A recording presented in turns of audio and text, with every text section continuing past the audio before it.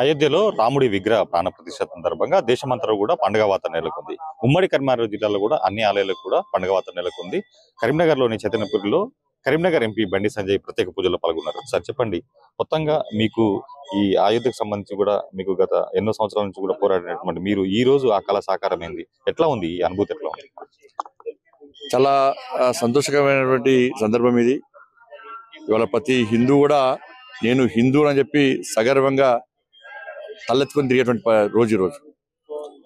ప్రతి హిందూ కూడా ఇలా జై శ్రీరామని గర్జిస్తూ గాంధిస్తున్నటువంటి అద్భుతమైన రోజు ఈరోజు. 500 సంవత్సరాలుగా ఎదురుచున్నటువంటి హిందూ సమాజం ఎదురుచున్నటువంటి వారి చిరకాల స్వప్నం నెరవేరుతున్నటువంటి శక్తివంతమైన రోజు ఈరోజు. కాబట్టి ఈ సందర్భంగా హిందువులందరూ కూడా హృదయపూర్వక శుభాకాంక్షలు తెలియజేస్తూ ఈ అయోధ్యలో రాముల వారి యొక్క ప్రాణ ప్రతిష్ఠ కార్యక్రమం సందర్భంగా దేశవ్యాప్తంగా ఒక పండుగ వాతావరణం నెలకొన్నది. ఇలా బస్తీల్లో, గల్లీలో, అన్ని కూడల్లో, వ్యాపార కూడల్లో కానీ అంతా కూడా వాళ్ళ పెండాల్స్ ఏర్పాటు చేసుకొని రాముల వారి కళ్యాణం, రాముల వారికి అభిషేక కార్యక్రమం, అన్నదాన కార్యక్రమం కూడా చేస్తున్నారు. ప్రతి ఇంటిని అలంకరించుకున్నారు. ఒక పండుగ వాతావరణం దేశవ్యాప్తంగా నెలకొని ఉన్నది. ఇలా కరీంనగర్ కూడా ఒక పండుగ వాతావరణం నెలకొన్నది. దాంతోపాటు భారతీయ జనతా పార్టీ పరంగా జేపీ నడ్డా గారి పిలుపు మేరకు గత వారం రోజుల నుంచి పరిసర ప్రాంతాల్లో అని చెప్పి దేవాలయాన్ని పరిశుభ్రం చేసేటువంటి కార్యక్రమాన్ని కూడా మేము విజయవంతం చేస్తాం.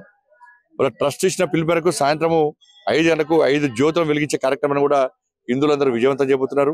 నరేంద్ర మోడీ గారి పిలుపు మేరకు దేశవ్యాప్తంగా ప్రజలందరూ కూడా మరొక దీపావళి జరుపుకోవాలని చెప్పి వారి ఇచ్చిన పిలుపు మేరకు సాయంత్రము 6 గంటలకు తెలంగాణ చౌక్ లో, కరీంనగర్ తెలంగాణ చౌక్ లో కూడా టపాసులు పేర్చినటువంటి అద్భుతమైన కార్యక్రమం కూడా మేము చేయబోతున్నాం.